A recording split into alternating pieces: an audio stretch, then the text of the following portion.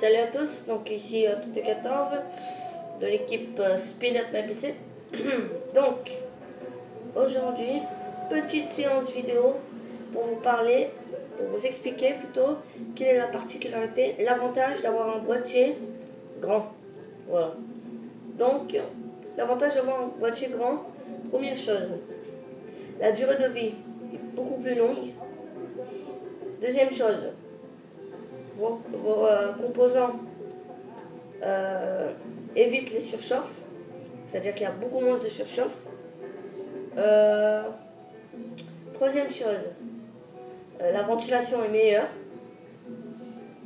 Et quatrième chose, votre PC travaille plus, puisqu'il a moins, il a moins chaud, il a une meilleure ventilation et il est plus vaste. Vous voyez? Voilà. 4 choses à retenir normalement. C'est mon opinion. Après, c'est à vous de voir. Voilà, chacun son avis. Donc, justement, on va vous montrer un boîtier qui est juste à côté de moi. Et pour vous expliquer tout ça. Ok, allez, à tout à l'heure. Voilà. Donc, voici le PC, le boîtier. Donc, le boîtier habituel, le boîtier de test. C'est avec lui qu'on travaille. Fameux boîtier. Voilà, bref. Voilà. Donc, comme par exemple celui-ci, il est assez grand, il est assez vaste. Pas vraiment, non, pas vraiment. Il n'est pas très très grand, non. Très peu en tout cas. Donc, en fait, ça dépend aussi de la manière dont vous utilisez votre ordi. Voilà. Et ça dépend de la manière dont vous utilisez votre ordi. Voilà quoi. Mais dans ce cas-là, dans ce boîtier-là en tout cas, on peut pas dire qu'il est très très très vaste. Non, on peut pas dire ça. Regardez. Non, il n'est pas très grand. Non. Malheureusement. Bref. Donc, par exemple, celui-là, il est assez petit. Donc, parce qu'il est petit, justement, parce que ce boîtier est petit, il est préférable de mettre 2 ventilateurs au lieu de 1. Voilà. Toujours. Je crois que c'est mieux, hein. 2 ventilateurs au lieu de 1. Pour avoir une meilleure ventilation, hein, surtout dans ces PC-là, puisque c'est eux qui souffrent le plus. C'est eux qui s'abîment le plus vite, puisque la durée de vie n'est pas superbe et quand les composants chauffent, hein, bonjour les problèmes. Voilà. Et ça réduit vos performances, c'est pas très bon. Donc voilà, hein, c'est pour ça qu'en fait, il est toujours important d'avoir un grand boîtier. Donc celui-là, par exemple, il doit minimum avoir 2 ventilateurs. Bon, je vous dis pas que les grands boîtiers, les boîtiers vraiment très vastes, qui ont une durée de vie superbe et dont les performances sont parfaites, y compris les ventilateurs. Hein. Non, je vous dis pas que eux non plus. Je vous dis pas que eux, parce qu'ils disposent d'une bonne ventilation et qu'ils sont assez grands, qu'ils ne doivent pas avoir de ventilateur. Au contraire, un ordinateur a toujours de ventilateur au centre. Mais vous pouvez en ajouter également, par exemple ici, là, voilà. Mais de nos jours, les ventilateurs sont beaucoup plus gros, voilà, donc ils prennent tout ça, voilà. Et vous pouvez en ajouter aussi ici pour les disques et tout ça, voilà, c'est-à-dire ici. Vous pouvez rajouter des ventilateurs également ici pour les disques. Ici. Voilà. Pour pouvoir refroidir le tout. Et voilà quoi. Donc par exemple, moi, vous n'allez pas croire ce que je vais vous dire. J'ai... Attendez.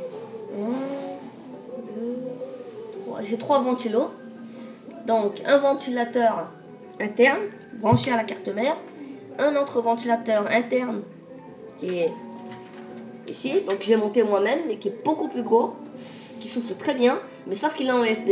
Haha, c'est pas la même chose. Vous allez me dire comment tu as réussi à faire un ventilateur interne USB. C'est-à-dire, comment tu as pu, puisque normalement quand vous fermez le boîtier après l'avoir mis, ben, vous devez fermer sur le câble USB, forcément, puisque vous pouvez pas faire autrement. Il ne se branche pas à la carte mère. il se branche en USB. Donc j'ai une petite astuce puisque derrière ici, il y a eu un trou, voilà, un petit passage, une petite issue. Donc, je fais passer le câble et je vais le connecter ici, par derrière. Vous voyez? Grâce à ce trou, je vous parle de mon boîtier qui est là-bas. Donc ça c'est un très vieil ordi, j'ai oublié. Hein. Je l'ai fait pas. J'ai fixé le ventilateur et au lieu de brancher à la carte mère, il doit être là. Je l'ai fait passer par là parce qu'il était en USB, c'est moi qui l'avais fabriqué. Voilà. Alors ce trou là, une sorte de trou ici. Il était là, oui voilà, il était là. Il était assez grand, je sais pas à quoi il servait. Donc j'ai profité pour faire passer le câble USB ventilateur pour le brancher juste derrière, voilà. Pour qu'il puisse tourner. Donc du coup, c'est comme ça qu'on peut rajouter le ventilateur. Hein. C'est super pratique, c'est super. Donc normalement, c'est étrange puisque normalement un ventilateur, il se connecte toujours à la carte mère pour l'alimenter. Et bien moi, je l'ai alimenté en USB en le faisant passer par un trou. Voilà. Quelque part, par exemple ici, vous voyez? Ici, je viens d'ouvrir un petit issue là. C'est comme ça que je fais passer le câble. Mais sauf sur mon ordi, c'est plus récent. Donc, forcément. Et en plus, le boîtier est beaucoup plus grand. Voilà. Hein. Donc, c'était ça l'avantage en fait. C'est que, donc, oui, je répète. Donc, j'ai un ventilateur interne donc, qui a été livré avec l'ordi. Donc, il se connecte à la carte mère pour l'alimenter. Un que j'ai monté moi-même. En premier, il était vieux. Le tout premier, il était branché à la carte mère. Le deuxième aussi. Et le troisième, ben, j'ai coupé le petit bout qui permettait de le connecter à la carte mère pour le mettre ici, le fixer et le faire passer grâce à un petit trou. Par exemple ici. Voilà, donc je fais passer le câble et je vais le connecter juste en bas. Parce qu'il y a des ports USB en bas, toujours. Vous remarquerez bien. Et voilà, c'est comme ça. Et ensuite, ben, j'ai fermé le boîtier. J'ai réussi à mettre sur le boîtier même, sur la porte du boîtier pour permettre d'ouvrir le PC, pour accéder à l'intérieur du PC. Il y avait des petits trous, beaucoup de trous en tout cas, comme ça par exemple. Ça là, ce que vous voyez, ça. Voilà. Il y avait beaucoup de trous comme ça, et pour une meilleure ventilation. Et moi j'ai mis un ventilateur externe cette fois, USB. Donc que j'ai mis sur le boîtier. Je l'ai fixé grâce au trou que j'ai mis des petits câbles à l'intérieur pour le fixer. Et donc il a été fixé. Et il est aussi en USB. Donc du coup j'ai un ventilateur interne qui se connecte à la carte mère et deux autres en USB.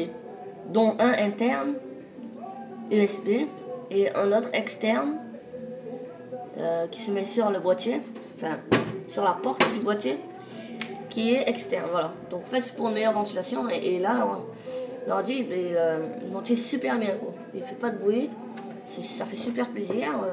Voilà. Et donc bientôt je ferai peut-être même une petite vidéo vous expliquant comment fabriquer un ventilateur USB. Ne vous en faites pas, c'est pas la galère, faut pas dire que c'est la galère, faut pas dire que c'est difficile. Non. Il suffit d'essayer et vous y arriverez, hein, voilà. Donc eh bien d'ici là, je vous dis à la prochaine. Hein. Donc c'était simple, hein, vous savez, c'était pas très. C'est pas difficile quoi. Voilà. Donc en fait c'est ça l'avantage d'avoir un grand boîtier. Voilà, bon allez. Donc ben c'était Toto 14 hein, de l'équipe Speed Up My PC. Je vous reverrai à la prochaine vidéo qui sera normalement comment fabriquer un ventilateur USB. Comment le transformer en interne. Et oui, c'est assez étrange mais ça c'est vraiment produit. Donc comment le mettre en interne. Et comment le mettre en externe sur le boîtier. Voilà. Allez, à plus.